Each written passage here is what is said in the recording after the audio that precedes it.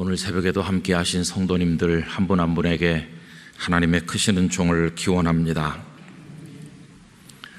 감남산 정상에서 남쪽으로 조금 내려가면 그 비탈에 주기도문 교회가 세워져 있습니다. 주기도문 교회 별명은 우리 아버지 교회입니다. 우리 그 기도가 시작되는 첫 부분에 하늘에 계신 우리 아버지라고 부르기 때문에 그래서 우리 아버지 교회라고 되어 있는데, 거기에는 약 140개국 나라의 언어로 주기도문이 기록되어 있습니다.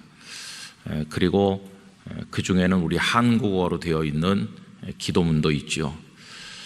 세상에서 제일 많은 사람들이 드리는 기도, 그 기도가 주기도문일 텐데 과연 그 기도대로 그 기도를 올리는 성도들은 살고 있을까, 이런 생각을 해보게 되는 것입니다.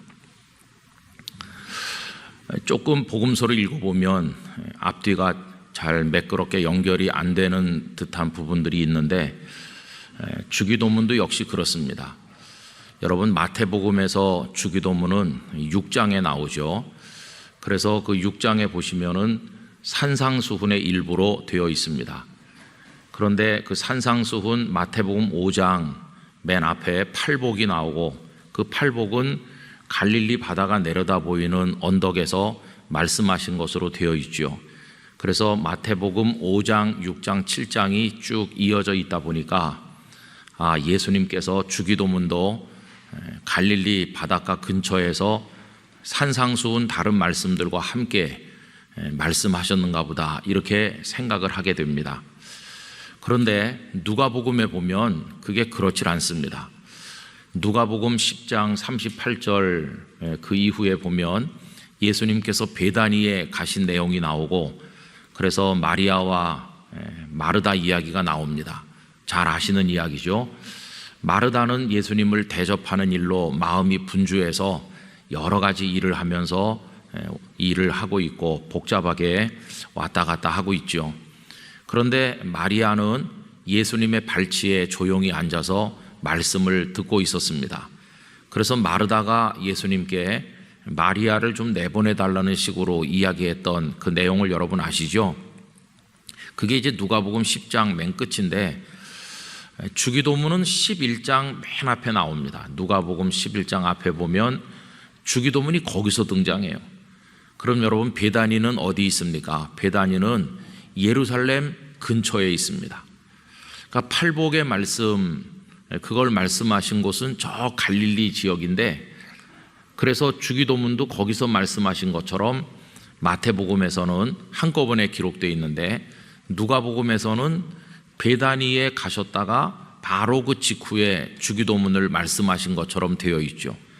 그래서 누가복음식으로 생각을 하면 주기도문은 갈릴리 근처에서 말씀하시는 게 아니라 예루살렘 근처에서, 그 베다니 마을 근처에서 말씀하셨을 것이다, 이렇게 전혀 다른 추측을 할 수가 있습니다. 그런데 그 3세기의 외경 중에 요한 행전이라고 우리가 성경으로 인정하지 않는 그런 책이 있는데, 그 요한 행전에서도 주기도문을 예수님은 감남산의 어느 동굴에서 말씀하셨다, 이렇게 전하고 있어요. 그 이후에 교회 전승도 주기도문은 감남산의 어느 동굴에서 말씀하신 것으로 이해를 하고 있습니다. 그런데 그 주기도문을 말씀하신 그 동산이 예수님이 승천하신 곳이기도 하다, 이렇게 생각을 하는 거죠. 그래서 거기가 주기도문을 말씀하신 곳이면서 동시에 예수님께서 승천하신 장소다. 그래서 그 로마의 콘스탄틴 대제의 어머니인 헬레나가 330년에 그 자리에다가 기념 예배당을 세웠습니다. 예수 승천 교회 이래가지고 여기서 예수님이 승천하셨다. 그런데 62년이 지나서 다른 곳이 승천하신 곳이라고 하는 주장이 대두됐어요. 그래가지고 다른 곳에 392년에 예수님의 승천교회가 하나 더 세워졌어요. 그러니까 헬레나 여사가 세운 예수님 승천교회가 말하자면 그 이름을 다른 데 빼앗기는 것처럼 좀 이상하게 됐어요. 그러자 그 본래 예수님 승천교회를 지키던 사람들은 찾아오는 사람들에게 여기가 예수님 승천하신 곳이고 세상의 마지막 때 있을 일을 우리가 생각하면서 경건하게 살아야 된다, 이렇게 해서 그 마태복음 24장과 25장 말씀을 찾아오는 사람들에게 계속해서 가르쳤다고 합니다. 우리가 지난 주일에 누가복음 21장 말씀을 생각하면서 우리 예수님께서 돌이 돌 위에 덧놓이지 아니하도록 예루살렘 성전이 무너질 걸 말씀하신 내용을 우리 지난주에 낮예배 시간에 생각을 했었죠. 그게 마태복음에서는 24장에 나오는데 그 24장 마지막 날에 있을 이야기, 종말의 이야기를 사람들에게 들려주고 그리고 이어서 25장의 이야기를 가르쳤다고 합니다. 25장은 잘 아시는 것처럼 천국에 관련된 세 가지 비유가 나오죠. 처음에는 10명의 처녀 이야기, 5명의 슬기로운 처녀와 5명의 어리석은 처녀 이야기가 나오고, 두 번째 비유는 그 유명한 달란트 비유가 나오죠. 그리고 세 번째 비유는 오른쪽에는 양 같은 사람, 왼쪽에는 염소 같은 사람을 앉혀놓고 하신 말씀, 이 양과 염소의 비유가 그 세 번째입니다. 그래서 그 25장을 보면 세상의 끝날 슬기로운 처녀일 것인가, 달란트를 남길 충성된 종일 것인가, 양같이 칭찬받는 사람일 것인가, 그래서 영원한 생명의 나라에 들어가고 상급을 받게 될 것인가, 아니면 그 마지막 심판 앞에 섰을 때 미련한 처녀처럼 될 것인가, 달란트를 파묻어 놓은 어리석은 한 달란트 받은 사람처럼 될 것인가, 또 염소처럼 책망받은 그런 사람이 될 것인가, 이거를 이제 결단하도록 가르쳤다고 합니다. 그래서 많은 순례자들이 그 예배당에 오면 24장과 25장의 말씀을 들으면서 아, 그렇다, 지금은 내가 이렇게 생각 없이 살고 있지만 언젠가 내 인생의 종말이 있고 이 세상에 종말이 있을 것이고 마지막 날 하나님 앞에 섰을 때 계산을 해야 될 때가 올 것인데, 나는 슬기로운 처녀인가 미련한 처녀인가, 나는 달란트를 남긴 사람인가 파묻어 놓은 사람인가, 나는 양 같은 하나님의 사람인지 그렇지 않고 염소 같은 사람인지, 거기서 하나님 앞에 결단하며 기도하곤 했다고 합니다. 여러분, 그런 이야기들이 이 주기도문 교회와 관련해서 이어져 내려오고 있죠. 그러다가 12세기에 십자군이 그 지역에 들어갔을 때 나중에 지어진 예수님 승천교회, 그걸 승천교회로 하고 헬라나 여사가 지은 이쪽은 주기도문 교회로 하자, 이래가지고 거기가 이제 주기도문 교회가 된 것입니다. 여러분, 이런 전승을 가만히 생각을 하면서 그 감남산에 가서 주기도문 교회를 방문하면 그 주기도문과 거기서 오랫동안 가르쳤던 세상의 종말에 있을 일, 이 두 가지가 서로 이렇게 오버랩 되는 것을 볼 수가 있어요. 근데 여러분, 이 속에는 참 오묘한 신앙의 비밀이 담겨 있다고 생각합니다. 주기도문과 세상의 종말, 이 두 가지가 어떻게 잘 조합이 되고 연결되는 것일까요? 그것은 다른 게 아니라 이 주기도문은 세상의 종말을 생각하는 그리스도인이라야 제대로 기도할 수도 있고 그 기도를 따라 살 수도 있기 때문이죠. 종말을 생각하지 않고 이 세상의 욕망에 빠져 사는 사람은 주기도문을 기도하기도 어렵고 주기도문대로 살기도 어렵다는 것을 알게 돼요. 아주 간단한 예를 말씀드리면 주기도문 가운데 일용할 양식을 구하는 내용이 있잖아요. 그런데 여러분, 이 세상에서 내가 오래오래 살아야 된다고 생각하면서 종말 같은 건 염두에 두지 않는 사람은 그 기도가 대단히 불만스러울 것 같아요. 아니, 앞으로 내가 살 날이 많은데 어떻게 예수님은 하루치 양식만 기도하게 하셨나? 이게 마음에 들지 않을 것 같죠. 오히려 마음에 드는 기도는 평생 먹을 걸 주시옵소서, 이렇게 기도해야 그게 마음에 맞는 거 아니겠어요? 그러니까 종말을 생각하지 않는 사람에게는 주기도문이 참 어려운 기도라는 걸 알 수 있습니다. 그런데 내일이 내 인생의 마지막 날이다, 세상의 종말이 내일이다, 이렇게 생각하면 오래 먹을 양식이 필요하겠습니까? 필요가 없죠. 오늘 양식만 있으면 그걸로 충분한 거죠. 오늘 하루치 양식이면 더 필요가 없어요. 그러니까 종말 의식을 가진 깨어있는 성도가 되면 세상의 욕망에서 발을 빼고 살면 일용할 양식으로도 충분히 감사한 것이죠. 그리고 그가 일용할 양식을 손에 가졌다고 할 때 그 옆에 아무것도 없는 굶주린 사람이 있으면 내가 안 먹고 기꺼이 그 사람을 줄 수도 있죠. 왜냐하면 내일이 종말이니까. 하루 정도야 뭐 내가 굶는다고 죽겠어. 그러면서 남을 사랑하고 긍휼히 여기는 것도 그때서야 가능한 거죠. 그 다음 기도가 뭡니까? 우리에게 잘못한 사람을 용서하여 준 것처럼 내 죄를 용서해 주세요 하는 기도인데, 여러분, 세상에 살 날이 많은 사람이 막 원한을 맺고 갈등하고 사는데 저 나쁜 놈이 어떻게 망하는지 내가 봐야 되겠어, 이렇게 생각하는 사람이 그 기도를 드릴 수 있겠습니까? 아유, 내일이면 내 생명도 다하고 세상도 종말인데 내가 마지막까지 저 사람하고 이렇게 아웅다웅하면서 멱살잡이 할 필요가 뭐 있나. 형제여, 당신을 용서합니다, 사랑합니다. 왜? 내일이면 끝날 거니까. 그래서 그 기도도 종말을 생각하는 사람이라야 드릴 수 있다고 하는 걸 알 수 있어요. 결국 이 주기도문과 마태복음 24장 25장의 마지막 때 이야기는 너무도 절묘하게 조화되면서 우리에게 신앙의 깊은 오묘한 진리를 가르쳐 주는 거죠. 성도는 종말의식을 가지고 살아야 된다는 걸 알게 됩니다. 왜 예수님께서 평생 먹을 걸 구해라, 그리고 절대 용서하지 말고 복수해라, 이렇게 가르치시지 않고 너희는 이렇게 기도하라 하셨을까? 그것은 우리들이 종말의식을 가지고 살아야 된다는 걸 예수님께서 가르치신 것이고, 우리를 유혹하는 이 세상의 거대한 탐욕, 이 세상의 그 욕망의 늪으로부터 빠져나와서 세상에 대해서는 죽은 자가 되어서 하나님을 향해서 산 자로 살아야 될 것을 우리들에게 가르치신 것이죠.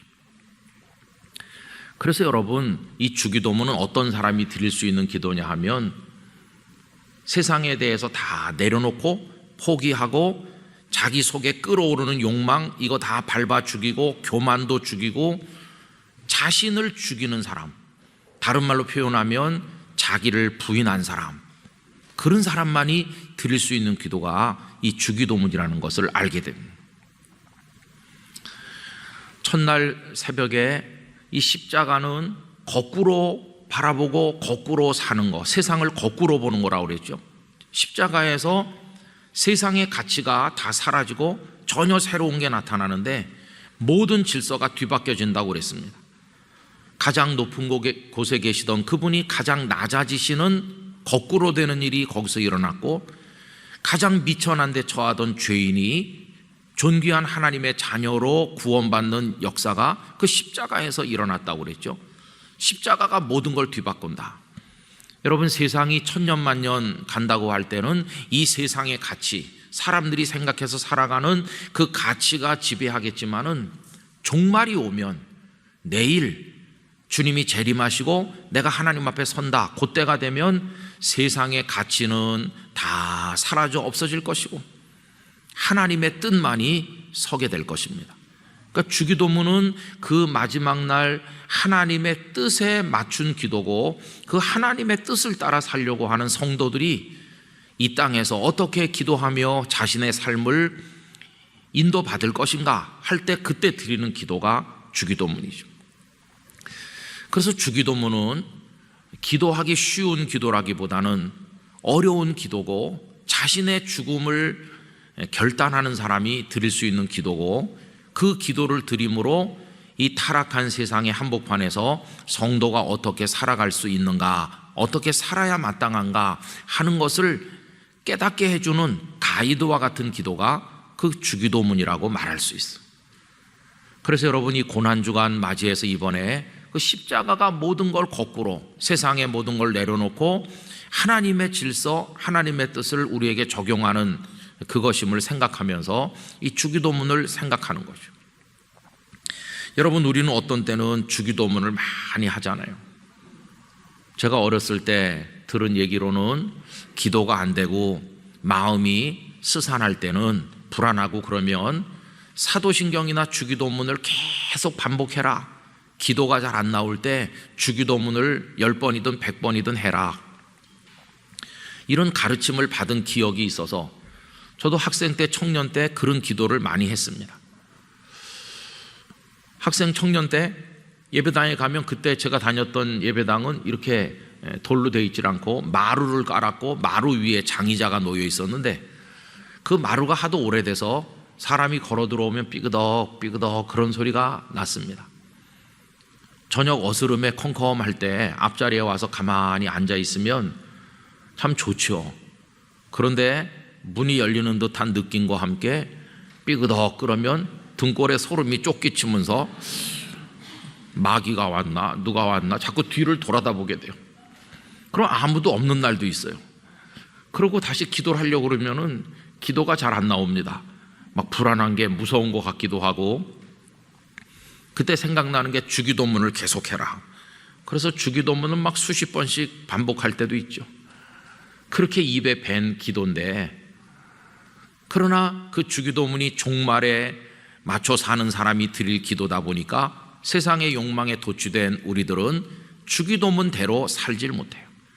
그래서 어떤 목사님의 말씀대로 주기도문이 언제나 여기 붙어 있지 이리로 들어가지 못했다는 거예요. 예수님을 믿은 지가 수십 년 됐는데도 요리로 내려가지를 못하고 계속 여기만 있다고. 우리가 어제 새벽에 하나님의 이름이 거룩히 여김을 받으시는 걸 위해서라면 나의 이름 따위는 던져버려도 좋아, 이렇게 해야 된다는 걸 생각하지 않았습니까? 근데 그게 안 되고 있는 거죠. 안 되고 있어요. 성도가 한 400명 정도 모이는 교회가 있었어요. 그런데 그 교회에 장로님이 한 6명 그 정도 계셨어요. 근데 그 중에 2 장로님이 이상하게 라이벌 관계였어요.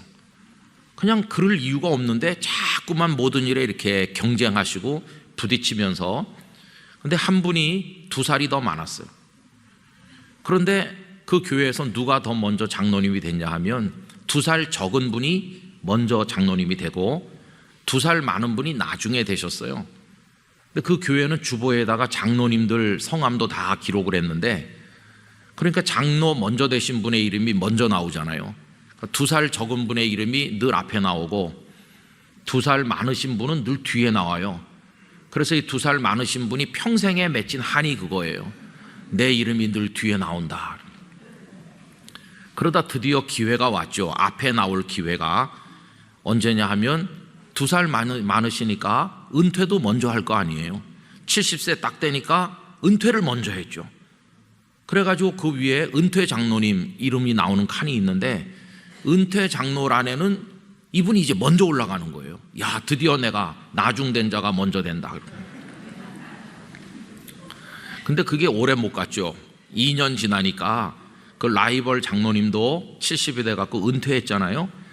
그러면 은퇴를 늦게 했으면 은퇴 장로란에도 늦게 들어가야 될 것 같은데, 이분이 교회에다 항의를 했어요. 내가 옛날에 맨날 앞에 있었는데 은퇴는 늦게 했지만 은퇴 장로란에 쓸 때 저 사람보다 내 이름을 앞에 넣어달라, 이렇게 정식으로 서면으로 요청을 했어요. 후배 장로님들이 얼마나 난처하겠습니까? 아니 그게 뭐 앞에 가는 거 뒤에 가는 거가 뭐가 그렇게 중요하다고 이 장로님들이 왜 이러시나 도대체.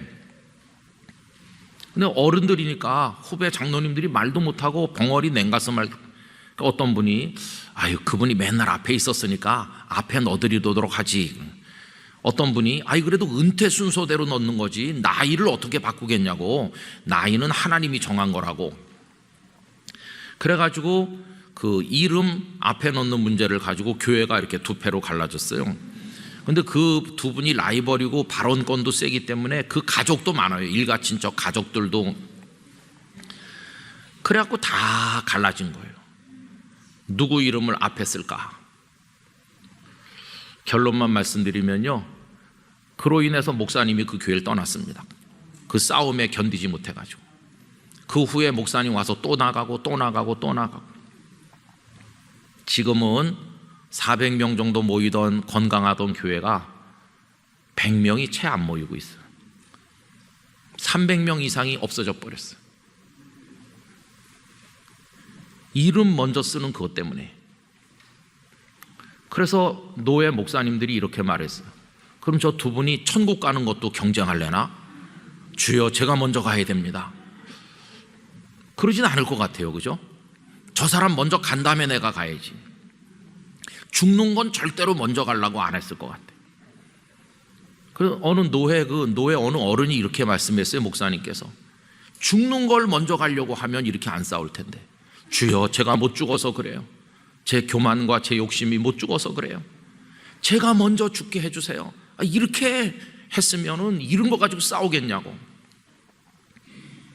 그래서 그 교회는 주보에서 장로님 이름을 다 뺐습니다. 또 그런 싸움이 벌어질까 두려워해가지고. 이 얘기 들으시면서 안 믿어지시죠? 그게 대한민국에서 실제로 있었던 일이고 제가 눈으로 똑바로 본 일이고, 저도 그 교회 가서 설교도 많이 했어요. 여러분, 그러니까 이 주기도문에 나오는 기도 하나하나가 십자가의 정신을 가지고 거꾸로 살고자 하는 결단을 가지고 내일이 내 인생의 종말이라면 이렇게 해야 드릴 수도 있고 지킬 수도 있는 기도인데, 우리가 그거 못하고 있으니까 세상이나 교회나 비슷한 거죠. 그래서 우리가 능력이 없어요. 능력이. 오늘 보면은 그게 다 연속된 거죠. 하나님의 나라가 임해야 되고, 그 다음에 뜻이 하늘에서 이루어진 것처럼 땅에서도 이루어져야 된다. 여러분, 하나님의 나라는 어떤 나라입니까? 하나님이 다스리시니까 하나님의 뜻이 다 성취되는 나라가 하나님의 나라고, 당연히 인간의 뜻이 아니라 하나님의 뜻이 이루어져야 되는 거죠. 여러분, 여기도 두 가지 차원이 있습니다. 하나는 하나님께 요청하는 차원이 있어요. 하나님 아버지의 뜻이 이루어지게 하여 주시옵소서. 그런 요청의 뜻이 있어요. 가만히 팔짱 끼고 구경만 하지 마시고요. 하나님, 어떤 방법을 통해서든지 하나님의 뜻이 다 이루어지도록 좀 역사해 주세요. 저렇게 김정은도 가만히 놔두지 마시고 빨리 뭘 좀 해주세요. 그런 안타까움도 그 속에 있다고 볼 수 있어요. 하나님의 뜻이 이루어지기를. 근데 여러분, 우리가 살고 있는 이 세상을 보면 하나님의 뜻이 잘 안 이루어지는 것처럼 보일 때가 많죠. 푸틴은 왜 전쟁을 해가지고 그 불쌍한 사람들 죽이고 악한 일을 하게 하는지, 이런 거 보면은 하나님께서 그냥 구경만 하시나, 이렇게 안타까운 생각도 들지 않습니까? 그러나 여러분, 가만히 보세요. 하나님의 뜻은 큰 틀 안에서 소리 없이 다 이루어지는 중이에요. 김일성이 소련군을 등에 업고 이 땅을 침략해서 무수한 사람 죽이는 비극을 일으켰는데, 하나님의 뜻이 큰 틀에서 어떻게 이루어지냐? 그 김일성을 데려가셨잖아요. 독재 정권에 의해서 고통받는 어느 나라에 감옥에서 고생하던 목사님이 하나님의 뜻이 이루어지기를 기다리면서, 소망이 뭐냐? 그분에게 소망은 죽음이라고 얘기했어요. 두 가지 차원에서 얘기했죠. 하나는, 하나님, 날 빨리 데려가셔서 더 이상 이런 악과 고통을 보지 않게 해주세요. 기도하니까 죽음이 겁나는 게 아니라 탈출구가 되는 거고, 죽음이 소망이 된 거죠. 그 다음에 또 한 가지는, 이 악행을 저지르는 자가 죽을 때가 있을 거니까 그가 죽는 날이 소망의 날이 되는 거죠. 그래서 그분이 그 고통을 통해서 깨달은 것 중에 하나가 뭐냐 하면, 하나님께서 우리에게 행하시는 하나님의 뜻 가운데 우리를 이 땅에 보내시는 것도 하나님의 뜻이고, 때가 되면 데려가시잖아요. 죽음. 이 죽음이 그렇게 축복이라는 사실을 그 순간에 너무 강렬하게 깨달았대요. 그 전에는 태어나는 건 축복이고 죽는 건 비극이다 이렇게 생각했는데 그게 아니고 하나님께서 우리 인생에 부과하신 뜻, 이 땅에 태어나서 살다가 때가 되면 하나님 데려가시는 이 죽음이란 이름에 우리에게 다가오는 그게 얼마나 큰 축복인가 하는 것을 알게 되었다는 것입니다. 그러면서 하나님은 그 일을 이루실 것이기 때문에 나를 데려가실 것이라 소망이 들고 또 그도 데려가실 것이기 때문에 소망을 가진다. 여러분, 지금 하나님의 뜻이 안 이루어지는 것 같지만 하나님의 뜻은 다 이루어져 가고 있고 이 세상은 하나님의 심판대 앞에 설 날이 점점 가까워지고 있는 것입니다. 가만히 보면 이 세상에 악이 영원히 득세하고 영원히 군림할 것 같지만 하나님의 심판이 다 있다는 사실을 우리가 역사 속에서 보고 있지 않습니까? 이제 이 기도는 두 번째 차원에서 우리의 결단이 들어있는 거죠. 하나님께서도 하나님의 뜻이 이루어지도록, 땅에서 이루어지도록 해주시고 그 다음에 저도 결단하겠습니다. 제 뜻이 아니라 하나님 아버지의 뜻이 이루어지도록 저도 그렇게 살겠습니다. 이런 어떤 각오가 그 속에 들어있는 거죠. 그걸 그대로 보여주신 모델은 예수님이십니다. 겟세마네 동산에서 나의 원대로 하지 마옵시고 아버지의 원대로 되게 해 주십시오라고 기도했죠. 그러면 예수님의 그 겟세마네 동산에서 당신이 원하시는 당신의 뜻은 버리고 아버지가 원하시는 아버지의 뜻이 이루어지게 해달라고 그랬는데 하늘 아버지께서 원하신 게 뭡니까? 십자가를 지시는 거죠. 죽음이죠. 그때도 하나님의 뜻이 죽음이었어요. 죽음. 예수님은 하나님께 순종하심으로 죽음을 경험하신 것이죠. 조금 아까 그 어느 독재국가의 목사님의 얘기처럼 죽음이라고 하는 게 공포스럽고 두려운 것이 아니라 어떤 때는 하나님의 뜻을 이루는 최고의 방식이기도 하다 하는 것을 예수님에게서 보는 거죠. 하나님의 뜻을 이루는 것은 예수님께는 죽는 것이었어요. 그래서 십자가 지시고 죽음으로써 하나님의 뜻을 이루셨습니다. 그런데 여러분, 이게 놀랍게도 마태복음 7장 21절에 오면 이렇게 연결되죠. 나더러 주여 주여 하는 자마다 다 천국에 들어갈 것이 아니요. 어떤 사람이 들어간다고 그랬습니까? 하늘에 계신 내 아버지의 뜻대로 행하는 자라야 천국에 들어간다 이렇게 말씀하셨죠.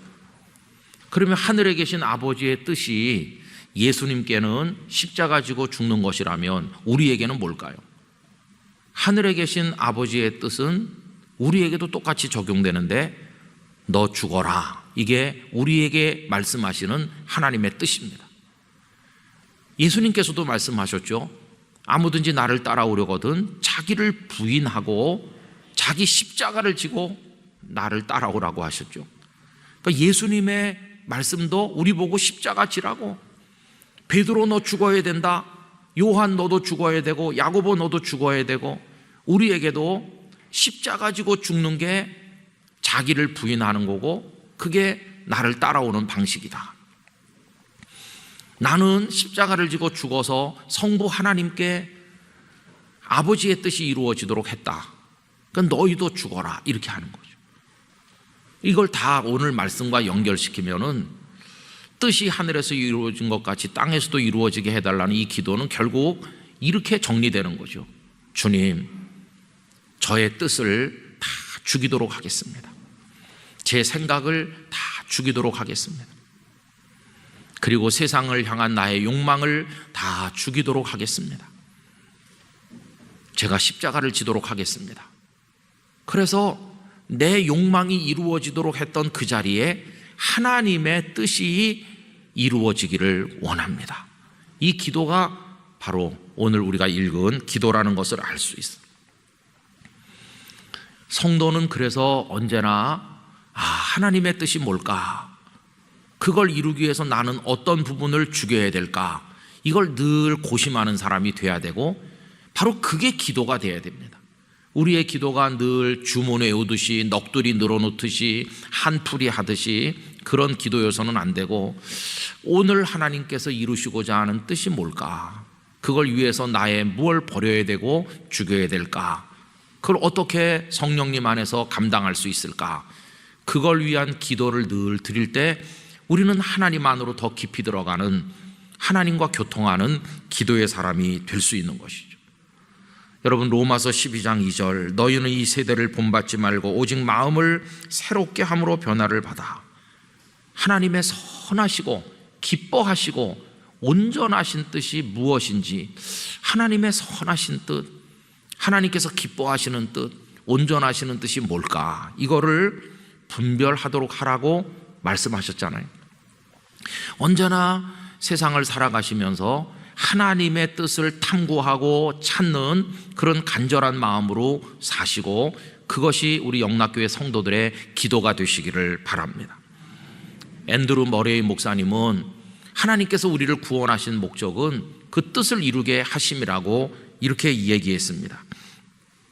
인간의 죄로 인한 비참함, 사악함은 한마디로 인간이 하나님의 뜻에서 돌이켜 자기 뜻을 행하게 되었기 때문이다. 그리스도께서 우리를 구속하시는 것은 인간으로 하여금 타락으로부터 회복되어 하나님의 뜻을 행하도록 하는 것 외에는 다른 이유도 다른 목적도 없다. 그것만이 유일한 목적이다.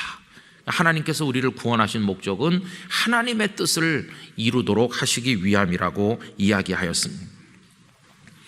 여러분, 세상에서 내 뜻을 펼치고 내 욕망대로 다 이렇게 해봤자 잠깐 지나가는 것입니다. 안목의 정욕, 육신의 정욕, 이생의 자랑, 이런 거 다 지나가요. 하나님의 뜻을 행하는 사람만 영원히 있는 겁니다. 요한일서 2장 15절부터 읽어보면, 이 세상이나 세상에 있는 것들을 사랑하지 말라. 누구든지 세상을 사랑하면 아버지의 사랑이 그 안에 있지 아니하니, 이는 세상에 있는 모든 것이 육신의 정욕과 안목의 정욕과 이생의 자랑이니 다 아버지께로부터 온 것이 아니요 세상으로부터 온 것이라. 이 세상도 그 정욕도 지나가되 오직 하나님의 뜻을 행하는 자는 영원히 거하느니라. 그래서 하나님의 뜻이 이루어지도록 살아가는 성도들 꼭 되시기를 바라는 것입니다. 그러려면 오늘 새벽에 우리가 드려야 될 기도가 뭘까요? 하나님, 제 뜻을 죽이게 해주세요. 이걸 이제 죽여야 되는 거죠. 근데 우리는 그거 잘 못해요. 그죠? 아침 메뉴가 뭐냐? 된장찌개인데 그걸 또 했어? 이러면서 참 우리는 우리 생각을 잘 못 죽입니다. 그렇죠? 얼마나 우리 뜻을 죽이는 게 힘든지 말할 수 없어요. 명백한 하나님의 뜻이 여러 가지 있어요. 첫째는요, 우리 성도들이 하나님 안에서 역동적인 신앙생활로 기뻐하며 감사하며 살기를 우리 주님은 원하십니다. 우리 성도님들의 삶이 살아있는 신앙, 기쁨의 신앙이 되시기를 바라는데요, 항상 기뻐하라, 쉬지 말고 기도하라, 범사에 감사하라. 이게 얼마나 충만한 삶입니까? 그 다음에 보면 이것이 그리스도 예수 안에서 너희를 향하신, 뭐라고 그랬습니까? 그렇죠, 하나님의 뜻이니라. 여러분, 거룩한 기쁨 가지고 항상 기뻐하시고 쉬지 말고 기도하고 범사에 감사하며 예수님을 믿는 능력을 체험하시기를 축원합니다. 그게 이제 하나님의 뜻이고요. 그 다음에 또 하나 명백한 하나님의 뜻은 성도가 타락하지 않고 거룩하게 살기를 원하시는데, 데살로니가전서 4장 3절, 하나님의 뜻은 이것이니 너희의 거룩함이라.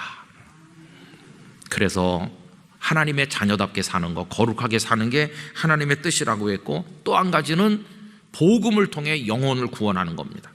요한복음 6장 38절부터 보면, 내가 하늘에서 내려온 것은 내 뜻을 행하려 함이 아니요 나를 보내신 이의 뜻을 행하려 함이니라. 우리 주님이 이 땅에 오신 것은 하나님의 뜻을 행하시려고 오셨다는 거죠. 그런데 나를 보내신 이의 뜻이 뭐냐? 나를 보내신 이의 뜻은 내게 주신 자 중에 내가 하나도 잃어버리지 아니하고 마지막 날에 다시 살리는 이것이니라.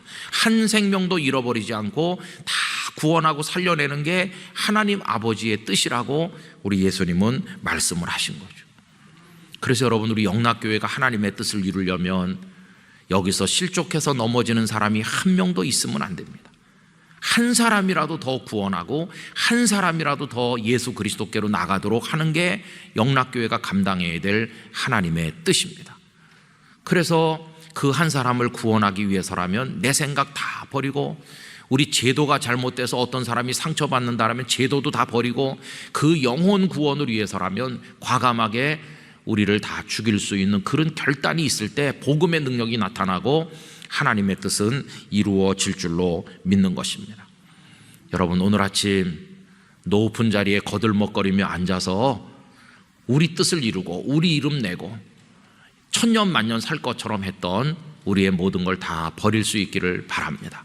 철저한 종말의식을 가지고 내일이라도 주님 앞에 설 마음의 준비를 하면서 이 주기도문을 기도하고 주기도문대로 살고 그렇게 할 수 있는 성도들이 되시기를 바라는 것입니다.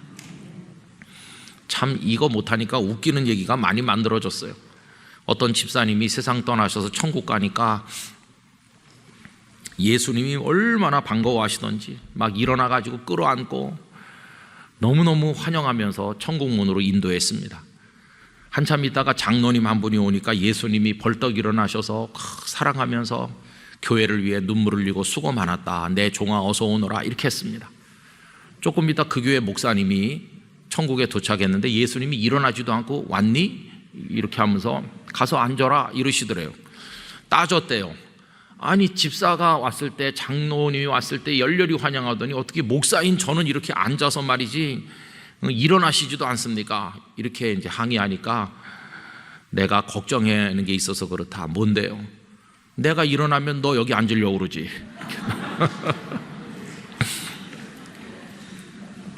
목사부터 회개해야 되는 거죠. 예수님 자리에 앉아가지고 예수님 뜻은 다 버리고 내 뜻이 예수님 뜻이고, 예수님도 걱정돼서 목사가 오면 안 일어나신대. 자리 뺏기실까 봐. 참 웃기는 얘기가 신학교 같은 데서 떠돌고 있는데요, 다 회개해야 될 일이죠. 우리 영락교회 성도들은 이번 고난주간에 여러분 어떻게 하셔야 되는지 아시죠? 우리 다 그렇게 할 수 있길 바라고, 그렇게 주님의 뒤를 따라갈 수 있도록 성령님께서 오늘 아침에도 여러분의 심령을 어루만져 주시기를 축원합니다. 기도하겠습니다. 아버지 하나님, 주기도문은 종말의식을 가지고 세상에 대한 욕망을 다 버리니가 예수님을 따르며 자신을 죽이며 드리는 기도임을 생각해 봅니다. 예수님께는 그것이 십자가에 거꾸로 세상을 보고 거꾸로 사시는 것으로 구현되었는데 오늘 저희들은 그렇지 못하여 너무나 죄송합니다. 이번 한 주간 동안 저희들에게 성령께서 깨우쳐 주시고 가르쳐 주셔서 이 주기도문이 가르치는 십자가의 삶을 배우게 하여 주시옵소서. 오늘 새벽에 기도하는 분들의 머리 위에 손을 얹어 주시고 이번 한 주간 금식하며 또 기도하며 주님을 생각할 때 마음에 큰 감동과 은혜가 있게 하셔서 예수님을 닮아가는 성도가 되게 하여 주시옵소서. 새벽마다 피곤하지 않도록 깨워주시고 거룩한 기쁨을 저희들에게 허락하여 주시옵소서. 이제는 주 예수 그리스도의 은혜와 하나님 아버지의 사랑과 성령님의 교통하심이 영락교회 성도들 가운데 영원토록 함께 하시기를 축원하옵나이다. 아멘.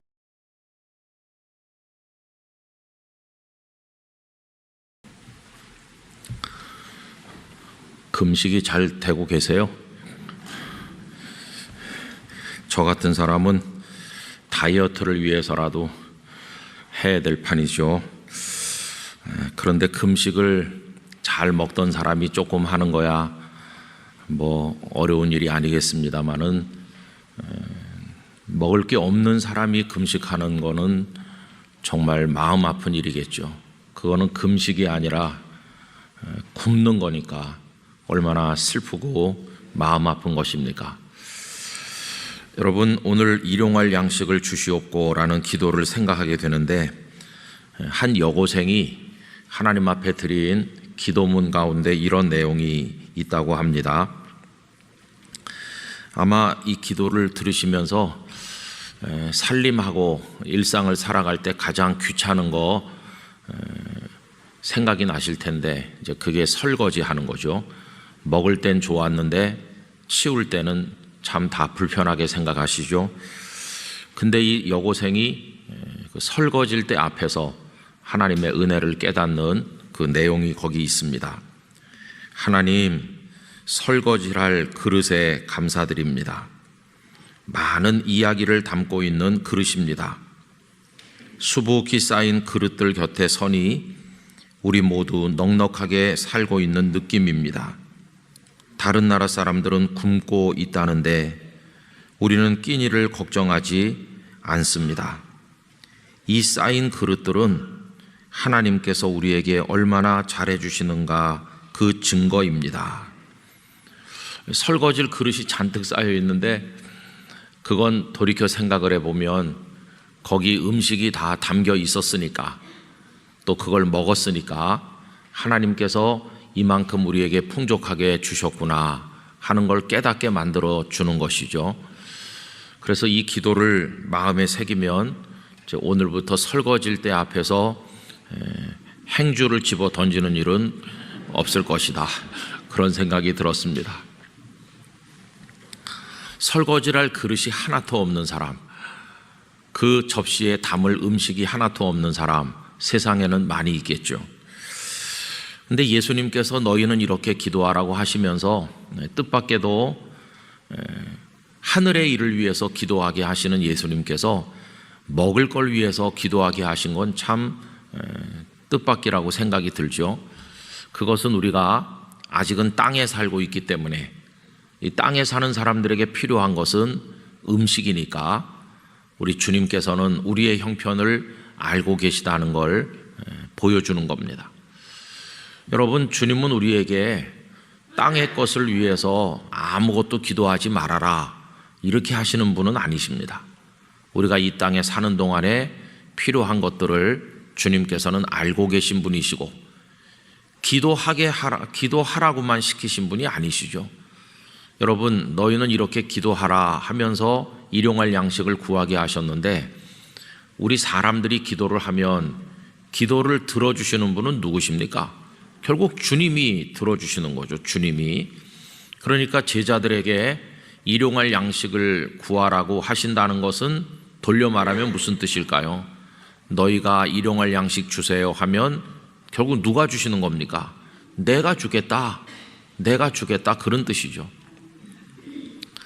우리 주님이 곧 하나님이시니까요. 그러니까 일용할 양식을 구하라고 하시는 이 예수님의 가르침은 이건 단순히 기도를 가르쳤다기보다는 약속을 그 속에 담고 있는 겁니다. 걱정 마, 내가 일용할 양식 너희들이 구하기만 하면 언제나 줄 거야, 약속할게. 그래서 이 짧은 기도 속에는 우리의 삶을 향한 공급자 되신 예수님의 약속이 담겨 있다는 것을 알 수 있습니다. 여러분, 이 제자들이 일용할 양식을 구하며 살았을 텐데 그러면 하루만 먹고 그 다음부터 굶었나요? 아닙니다. 우리 주님은 그들이 평생 먹을 걸 다 공급해 주셨죠. 근데 왜 주님은 기왕에 양식을 구할 것 같으면 평생 먹을 걸 구하라고 하지 않으시고 일용할 양식을 구하라 하셨을까? 많은 이야기를 할 수가 있을 것입니다. 여러분, 구약 성경에서는 일용할 양식을 구하는 것을 지혜라고 이야기합니다. 잘 아시는 성경 구절이 있지 않습니까? 잠언 30장 7절 8절을 보면 이렇습니다. 내가 두 가지를 주께 구하였사오니 내가 죽기 전에 내게 거절하지 마시옵소서. 곧 헛된 것과 거짓말을 내게서 멀리 하옵시며 나를 가난하게도 마옵시고 부하게도 마옵시고 오직 필요한 양식으로 나를 먹이시옵소서. 그래서 많이 부자가 되는 것도 너무 불편한 일이고 너무 없는 것도 어려운 일이니까 그저 필요한 양식, 여러분 필요한 양식, 그게 일용할 양식이죠. 오늘 필요한 양식은 오늘 일용할 양식이죠. 여러분, 아무리 많이 있다고 그래서 하루에 10끼를 먹을 수는 없지 않습니까? 어차피 많이 있는 사람이나 없는 사람이나 하루에 필요한 것은 딱 정해져 있어요. 하루에 필요한 건. 그러니까 여기 필요한 양식이라고 번역했지만 결국은 일용할 양식이라는 것을 깨닫게 되는 것이죠. 그래서 그게 지혜입니다. 경건한 하나님의 사람이 하나님께 구하는 지혜가 바로 이 속에 나타나 있는 것이죠. 그럼 이게 지혜라면 그 반대로 어리석음은 뭘까요?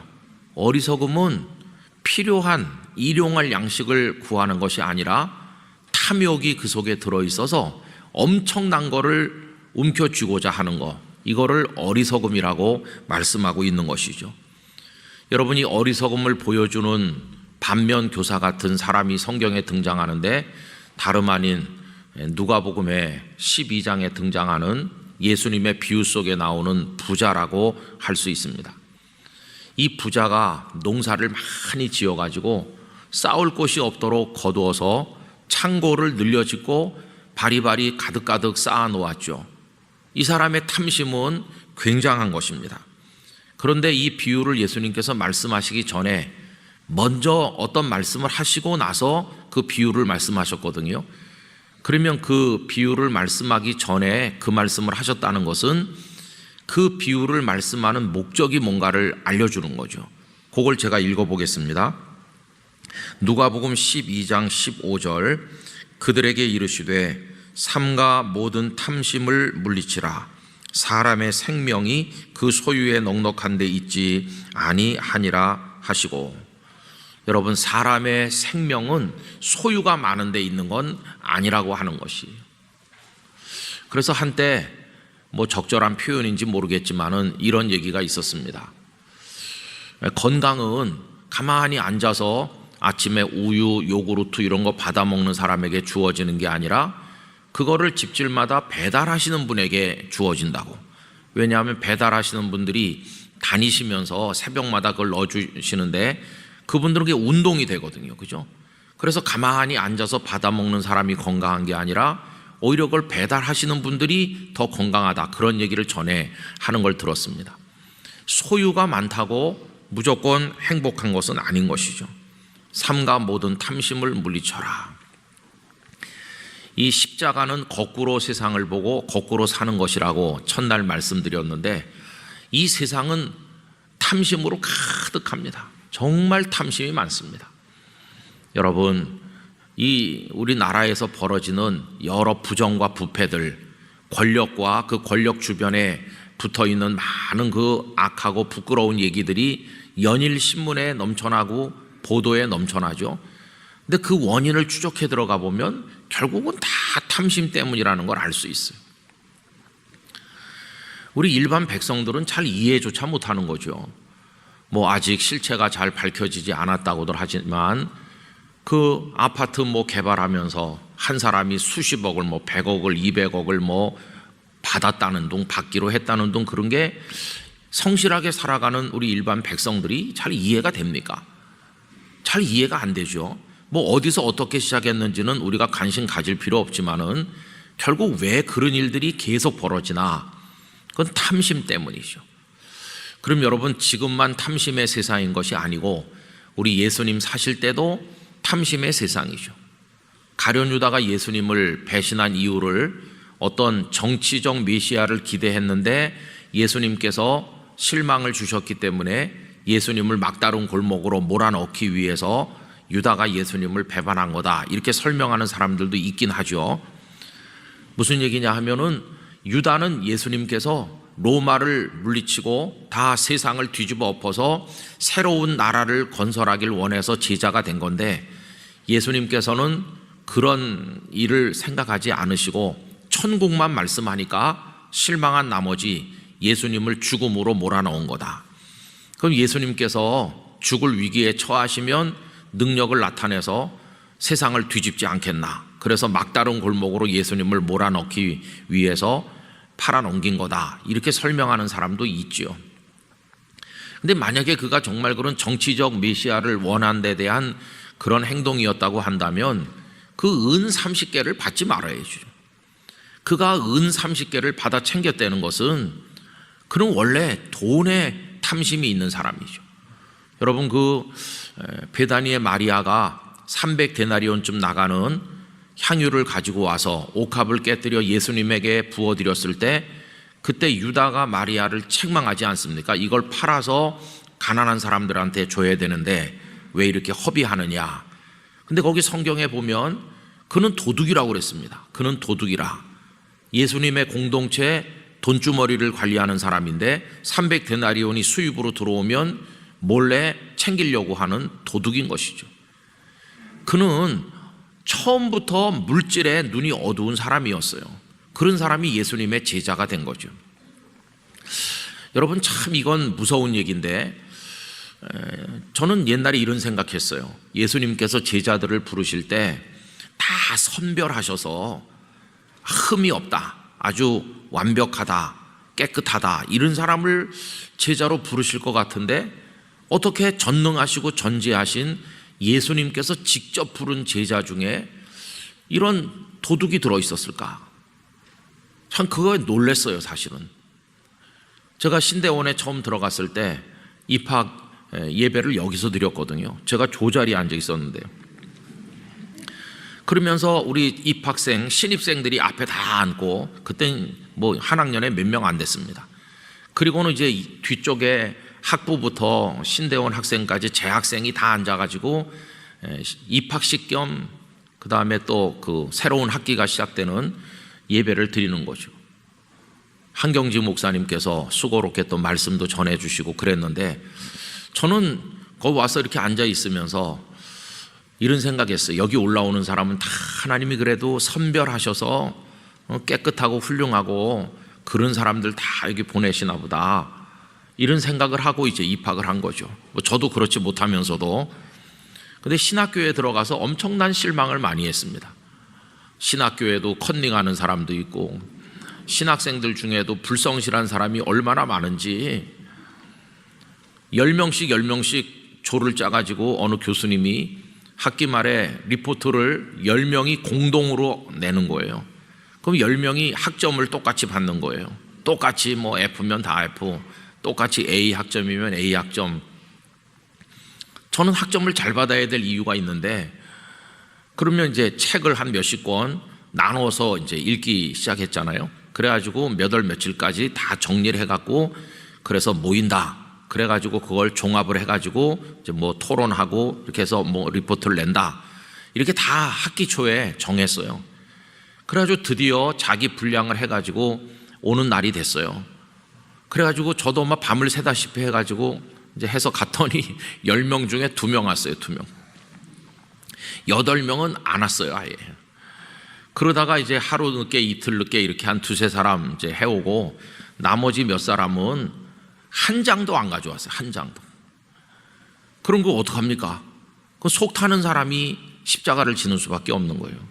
그럼 그분들이 읽기로 했는데 안 읽은 책까지 몽땅 싸가지고 어디 들어가서 은신하듯 해가지고 밤을 새워서 한 일주일 매달려가지고 교회 후배 여학생들을 불러서 밥을 사 먹이면서 내가 해서 읽어서 요약해서 줄 테니까 일단 너희들은 타이핑을 해라. 그때는 이 뭐 워드 프로세스 이런 게 별로 없을 때예요. 그래갖고 그 후배들이 밤을 새면서 타이핑을 해주고 또 고치고 이래가지고 숨이 턱에 차게 그거 리포트 마감하는 날 간신히 교수님 방에 갖다 냈거든요. 그래가지고 정말 하나님 긍휼히 여기셔서 A 학점을 받았는데, 아무것도 안 한 사람도 다 똑같이 받는 거예요. 그러면 그 똑같이 받은 사람들이 저한테 밥이라도 한 그릇 사줘야 되는 거 아니겠어요? 근데 리포트 내고 방학이 시작됐기 때문에 연락도 없고 뭐 그 다음 학기에 이제 학교에서 만났는데 아무 말이 없는 거예요. 어떻게 아무 말도 없을까? 미안했다든가 그래야 되는데, 그 중에서도 제가 어떤 사람 좀 미워했습니다. 저 사람 너무 심하다 이렇게 생각했는데, 참 이상한 게 졸업을 하고 그 심한 사람이 목회를 잘한다고 그래요. 지금도 잘 풀리지 않는 수수께끼 중에 하나입니다. 어떻게 되는지 잘 모르겠어요.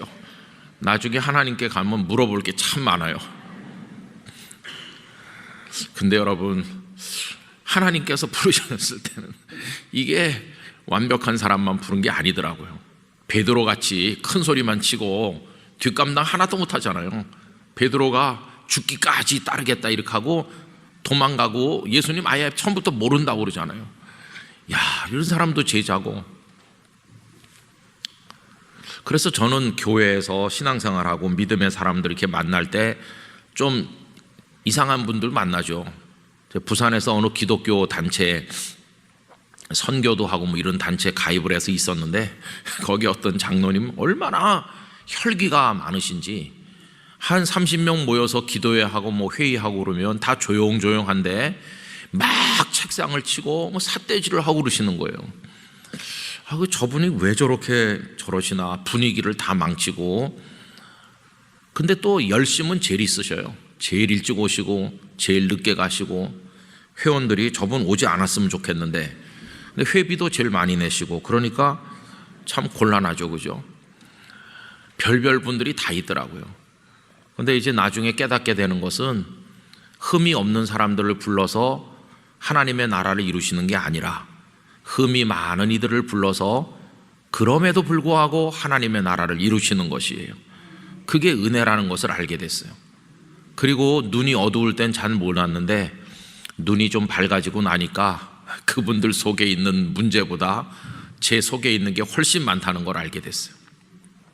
다 우린 죄인인데 부름받은 거죠. 다 문제가 있는데 가룟 유다는 특별히 물질에 눈이 어두운 문제가 있었어요. 여러분, 뭐 성격이 급하다던가 큰 소리만 친다던가 여러 가지 문제가 있는데 다른 제자들은 그래도 탈락하진 않았어요. 그런데 물질의 눈이 어두운 유다는 완전히 탈락했어요. 그래서 탐심, 특별히 물욕이라고 하는 게 얼마나 우리에게 무서운 적인가 하는 것을 깨닫게 됐습니다. 여러분, 세상은 탐심으로 꽉 차 있어요. 근데 그 속에서 예수님은 너희들은 일용할 양식을 달라고 기도해라. 이게 도무지 안 맞는 기도죠.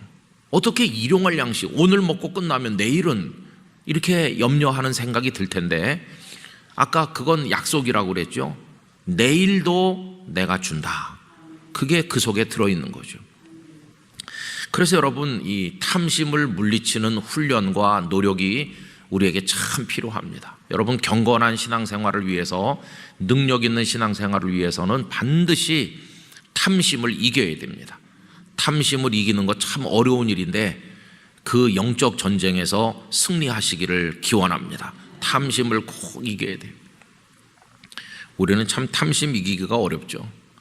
전에도 말씀드린 것 같은데 부산에 있을 때 성도들에게 거룩하게 살자 이런 운동을 했거든요.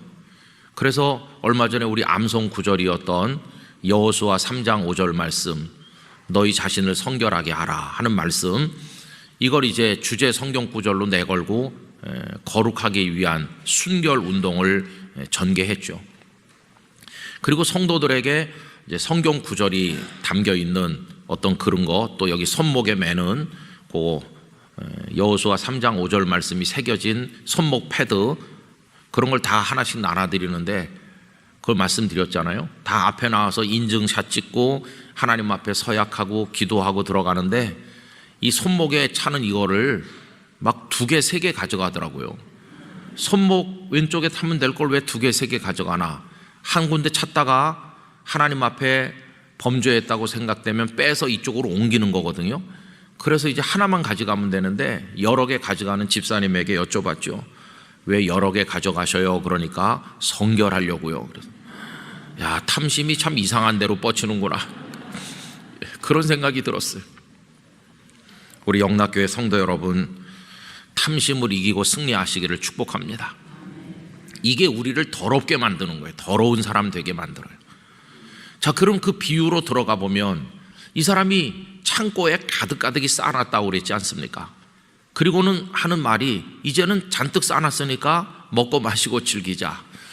그런데 하나님의 말씀이 뭔가요? 제가 누가복음 12장 19절부터 읽어드릴게요. 또 내가 내 영혼에게 이르되, 영혼아, 여러 해 쓸 물건을 많이 쌓아두었으니 평안히 쉬고 먹고 마시고 즐거워하자 하리라 하되, 하나님은 이르시되, 어리석은 자여, 오늘 밤에 네 영혼을 도로 찾으리니 그러면 네 준비한 것이 누구의 것이 되겠느냐 하셨으니. 어제 새벽에 말씀드렸죠. 이 주기도문은 종말의식이 있어야 드릴 수 있는 기도라는 걸 말씀드렸죠. 여러분, 오늘 양식을 구한다는 것은 내일은 없다는 생각을 하는 사람이 드릴 수 있는 기도인 거죠. 오늘이 내 인생의 마지막 날이라는 생각을 하면 오늘 먹을 것만 필요한 겁니다. 그렇죠? 근데 사실 앞으로 우리가 얼마간의 시간을 더 살기는 하겠지만은 그건 하나님의 손에 달린 것이지 우리가 내일 아침을 맞이할 수 있을지를 누가 장담할 수 있겠어요? 오늘이 우리 인생의 마지막 날일지도 모르는 거잖아요. 그러니까 생명은 하나님께 달려있는 거니까 일용할 양식만 구한다는 것은 하나님, 나의 생명이 하나님의 손안에 있음을 믿습니다, 이런 고백이거든요. 하나님은 우리 생명의 주인이시고 모든 것의 주인이심을 고백하는 거 아닙니까? 그러니까 탐심을 물리치고 이런 기도를 드릴 수 있기 위해서는 종말의식이 있어야 되는 것이에요. 내일은 내 것이 아니다, 하나님의 것이고, 내일이라는 시간을 하나님이 주신다면 내일 먹을 것도 주실 줄 나는 믿습니다, 이런 게 있는 것이죠. 그래서 여러분, 어떤 주석가는 말하기를 일용할 양식을 구하는 기도는 단지 양식에 국한되는 게 아니라 시간에 대해서도 해당되는 것이라고 설명했죠. 내일이라는 시간, 하나님 제가 오래오래 살고 싶어요, 시간에 대한 욕망, 그게 아니라 하나님 오늘로 족해요, 오늘 하루 사는 것으로 족하고 오늘 저를 부르셔도 원망하지 않겠으며 오늘 먹을 것이면 충분하고 하나님께서 내일이라는 시간을 주시면 또 내일 먹을 걸 주실 줄 믿습니다. 그러면서 양식에 대해서도 절제하고 시간에 대한 탐심도 버리고 다 절제하는 것이라고 이렇게 설명한 것을 본 적도 있습니다. 그러면서 여러분, 이런 기도는 하나님을 의지하는 믿음의 기도인 것이죠. 이 얘기가 가장 잘 이렇게 보여진 것은 출애굽기 16장입니다. 이스라엘 백성들이 애굽에서 나와서 광야를 갈 때 매일같이 하나님이 뭘 내려주셨나요? 만나를 매일같이 내려주셨죠. 그때도 모세는 하나님의 말씀을 그들에게 전하면서 일용할 것만 하루치만 주라고 말씀합니다. 출애굽기 16장 4절, 그때 여호와께서 모세에게 이르시되 보라, 내가 너희를 위하여 하늘에서 양식을 비같이 내리리니 백성이 나가서 일용할 것을 날마다 거둘 것이니라. 그러니까 그저 자기 가족들이 하루 먹을 것을 주우면 되는 거죠. 그러면서 대단히 중요한 말씀을 그 다음에 붙이고 있습니다.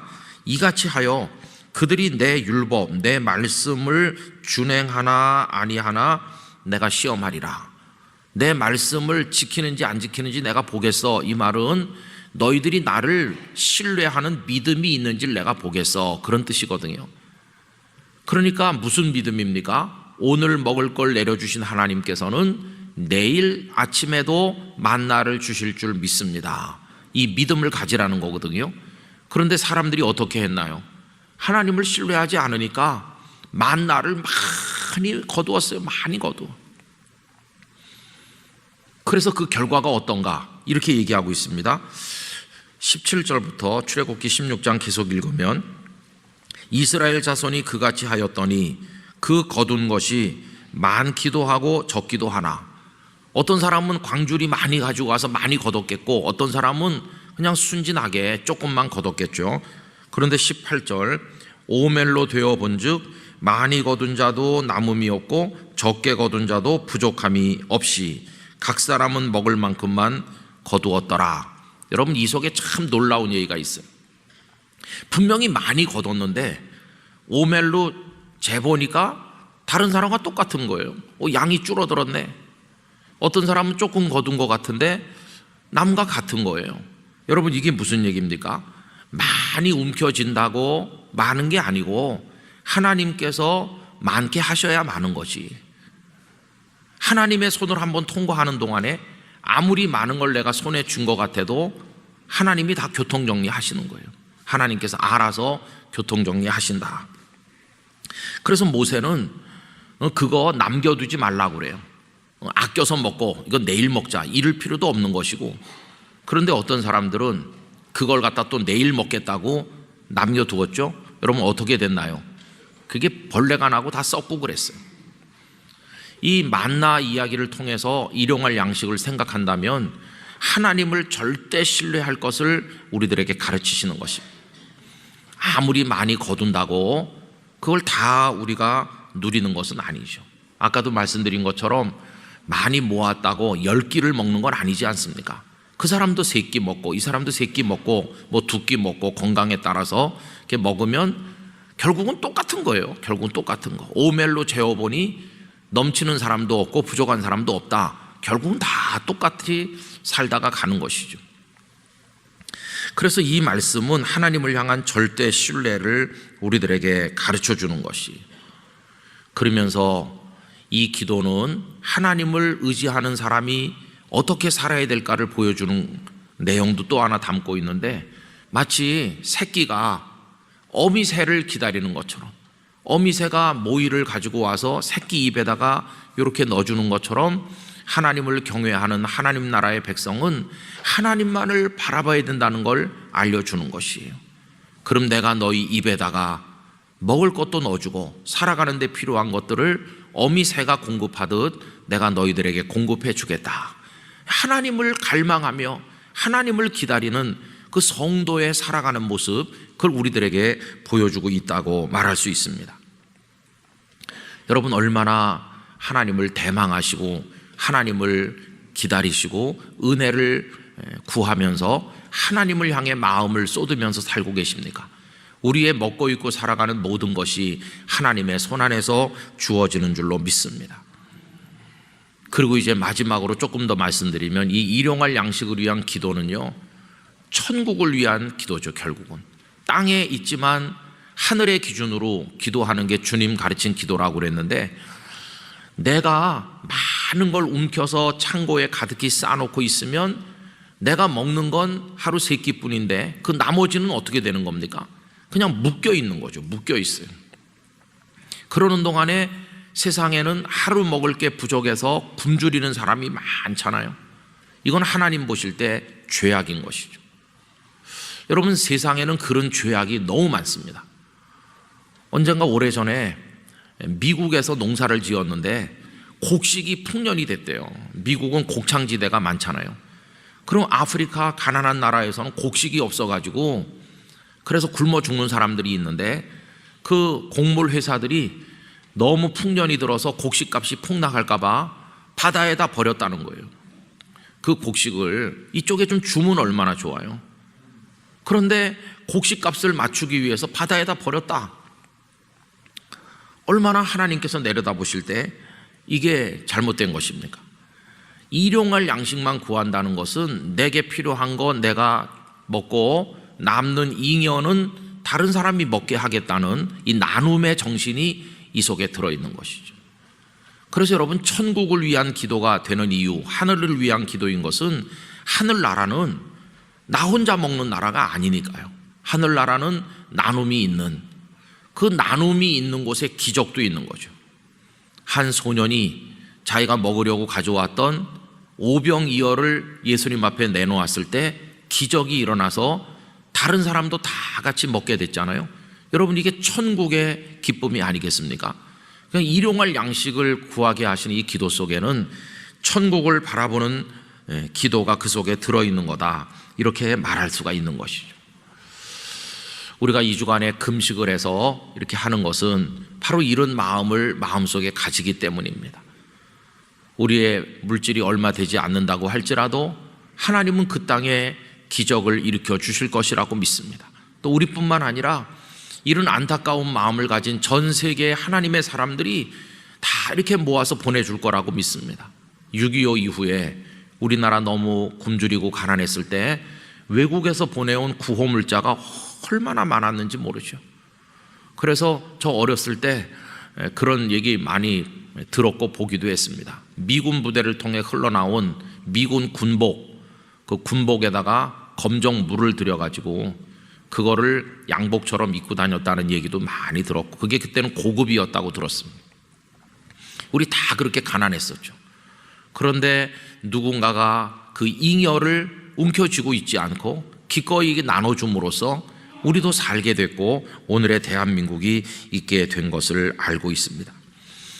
여러분, 일용할 양식을 구하는 기도는 가장 짧은 기도지만 이 짧은 기도 속에 탐심을 부인하게 하는 것도 들어있고, 하나님께서 그 속에 약속하신 것이라는 하나님을 향한 믿음도 들어있고, 그러면서 종말의식도 그 속에 들어있고, 나눔의 정신도 들어있고, 하나님께 모든 걸 맡겨 살아가는 성도의 믿음의 모든 내용이 이 짧은 한 줄의 기도 속에 담겨 있다는 것을 깨닫게 되는 것입니다.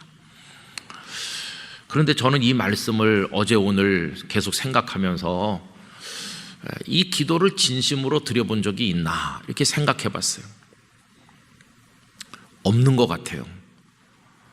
그냥 어렸을 때부터 주기도문을 외웠으니까 그냥 일용할 양식 이렇게 기계적으로 했지, 정말 일용할 양식만 있어도 괜찮겠어?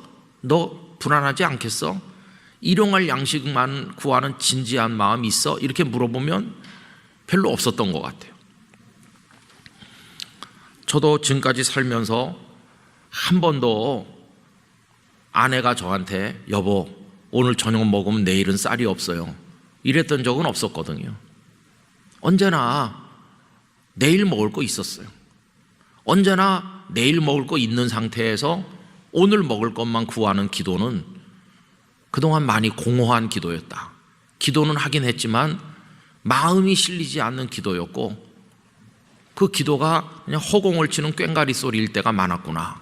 거의 대부분의 경우에 이 기도의 진정한 의미를 새기지 못하고 할 때가 많았구나, 이런 생각을 가지게 됐어요. 아마 우리 성도님들 가정에도 오늘 이 기도를 같이 나누고 있지만은 다 집에 내일 드실 거 있으실 거예요. 내일 드실 거 다 있으신 상태에서 오늘 일용할 양식을 달라고 기도하는 기도가 좀 현실성이 없는 것 같고, 좀 기도가 좀 그렇죠. 그래서 저는 이런 말씀을 드리고 싶습니다. 우리가 이 기도를 드릴 때 비록 내일 먹을 게 있다고 할지라도 내일 먹을 수 있게 하시는 은혜가 없으면 아무 소용이 없다는 것을 마음에 새기시기를 바라는 것입니다. 무슨 얘기냐면 이런 거죠. 어떤 사람이 부자라고 합시다. 내일 먹을 거가 아니라 100년 먹을 거 있다고 합시다. 그런데 그 사람이 오늘 중환자실에 여기다 산소호흡기 하고 여기 구멍 뚫어서 이렇게 누워 있으면 내일 먹을 거 100년 먹을 게 의미가 있나요? 아무 의미가 없습니다. 이런 소유의 이야기가 아닙니다. 이거는 얼마나 오래 먹을 걸 가지고 있냐 이 얘기가 아니라 오늘 그걸 먹을 수 있게 하시는 은혜가 있는가, 하나님의 은혜가 있는가, 그 얘기를 하는 것이죠. 그래서 여러분, 나는 오래오래 먹을 거 있어, 이런 생각 어리석은 생각이라는 거 우리가 다시 한번 마음에 새기면서 많이 있는 것도 먹게 해주셔야 먹는 것이죠. 그리고 먹었다 손 치더라도 이게 소화가 돼서 우리 몸에 보탬이 되도록 우리 몸이 기능을 해야지 이게 먹을 수 있는 거 아니겠어요? 그리고 100년 먹을 게 있다 할지라도 그 어리석은 부자 얘기처럼 내일 아침에 내가 깨어 일어나지 못하는데 내일 먹을 100년 먹을 양식이 무슨 의미가 있어요? 그러니까 결국은 이 기도는 양식이 얼마나 있냐 뭐 그런 얘기가 아니라 절대적으로 하나님의 은혜에 매달려 살고 있는가, 그 얘기를 지금 하고 있는 것이죠. 여러분, 십자가를 지고 세상과는 다른 가치관으로 거꾸로 사는 성도에게 그가 의지할 게 뭐겠어요? 단 하나죠. 하나님의 은혜로 산다. 그거 하나밖에 없는 거예요. 여러분, 하나님의 은혜 밖에는 없음을 고백할 때 그는 진짜 성도가 되는 겁니다. 그런데 하나님의 은혜 없어도 나는 100년 먹을 거 있어, 이렇게 하니까 이게 온전한 은혜 생활에 들어가지 못하는 것이죠. 주님은 일용할 양식을 위해 기도하게 하시면서 그 눈앞에 있는 입으로 들어가는 음식 얘기를 하시는 게 아니라 더 본질적인 말씀을 이 제자들에게 가르치고 계시다 하는 것을 우리가 깨닫게 되는 것입니다. 여러분, 주님의 은혜만 바라보시기를 바랍니다. 하나님의 은혜만이 우리를 살게 하는 줄 믿습니다. 그리고 은혜로우신 하나님은 우리를 절대로 외면하지 않으시고 오늘 양식을 주실 것이고 내일의 생명을 주신다면 내일 양식도 주실 줄 믿습니다. 그 하나님을 향한 절대 신뢰를 가지고 내 생의 마지막 날까지 가는 것입니다. 그리고 우리 생의 마지막 날 하나님, 오늘 저의 인생의 마지막 조반을 먹었습니다. 하나님 감사합니다. 이렇게 하고 갈 수 있는 건강의 복도 하나님께서 주시기를 원하는 것입니다.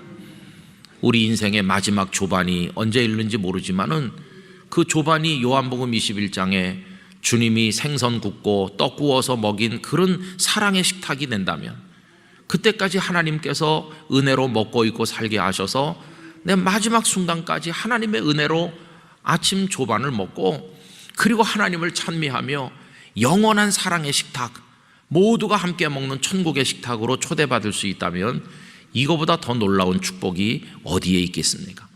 여러분, 이런 마음을 늘 가지고 살면 우리 속에 더러운 탐욕과 우리를 실족시키는 그것들이 다 물러가게 될 줄 믿습니다. 영이 맑은 성도가 될 줄로 믿습니다. 마음이 청결하게 되어서 하나님을 배움는 축복을 팔복의 말씀처럼 누리게 될 것이라고 믿습니다. 이 기도가 얼마나 우리를 겸손하게 만들어주고 절제하게 만들어주고 우리 마음을 비우게 해주고 깨끗한 영을 가지게 만들어주고 그리고 하나님만 바라보게 만드는 기도인가 생각을 하면서 우리 영락의 성도들의 심령이 막 투명한 유리알처럼 맑은 그런 영혼이 되시기를 간절히 바라고, 우리 성도님들의 마지막 순간까지 공급자 되신 하나님께서 필요를 채우셔서 부족함이 없이 살아가도록 은혜를 주시기를 축원합니다. 기도하겠습니다. 거룩하신 아버지 하나님, 일용할 양식을 구하게 하신 주님의 뜻이 무엇인가를 부족한 저희들이 같이 나누었습니다. 이 기도를 수도 없이 드리지만 저희들은 탐욕으로 이 기도를 드리니 앞뒤가 맞지 않을 때가 많고 하나님 앞에 부끄러울 때가 많았음을 고백합니다. 우리들은 많이 먹을 걸 쌓아놓았기 때문에 일용할 양식을 구하면서도 불안하지 않습니다. 욕망으로 인해서 채워진 우리 영혼이 이 기도를 드릴 자격이 없음을 느끼고 되돌아볼 때 하나님 앞에 죄송할 뿐입니다. 이제 이 기도가 가르쳐주는 가르침대로 저희들의 삶이 주님의 은혜만을 바라보게 해주시고 주님께 매달려 살게 해주시고 시간도 필요도 채우시는 하나님만 의지하도록 도우시기를 원합니다. 더러운 탐욕이 다 물러가게 해주시고 맑은 영으로 주님을 바라보게 하시고 우리 영락의 성도들의 이 땅에서의 마지막 식탁이 복되게 하시고 그 식탁은 천국의 식탁으로 이어지게 하여 주시옵소서. 고난주간 금식하여 기도하는 모든 일에 은혜를 주시며 우리들의 마음을 매 순간 매 순간 어루만져 주시고 이 새벽을 함께하는 성도 한 분 한 분에게 하나님의 손을 얹어 주시옵소서. 이제는 주 예수 그리스도의 은혜와 하나님 아버지의 사랑과 성령님의 교통하심이 모든 영락교회 성도들 위해 영원토록 함께 하시기를 축원하옵나이다. 아멘.